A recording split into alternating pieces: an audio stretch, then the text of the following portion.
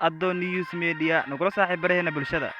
Maxaa ka taqaanaa halka ay isaga daraan webiyada Daawo iyo Ganaale, sidoo kale uu ka bilowdo webiga Jubba, halkayse ku taalaa? Weydiimahaas waxaan ku falanqayn doonaa warbixinteennan. Haddaad nagu cusub tahay muuqaalka like saar, subscribe-tana ha ilmaamin.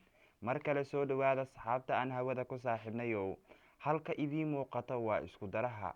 Waa halka isaga daraan webiyada Daawo iyo Ganaale.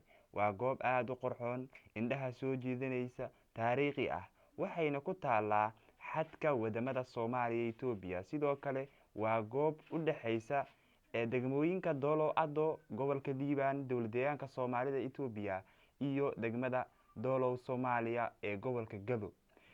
Goobtani aadka u qurxoon, indhaha soo jiidanaysa, taariikhiga ah, waa goobta uu ka bilowdo webiga Jubba ee mara gobolada Jubbooyinka. Sidoo kale halkani waa halka isaga daraan webiyada Daawo iyo Ganaale ee ka kala yimaada dhankaas Itoobiya. Goobtani aadka u qurxoon, indhaha soo jiidanaysa, waa goob markii aad timaado dhagahaada ay ku soo dhacayaan jabaqda shimbiraha kala duwan ee goobtani ku nool.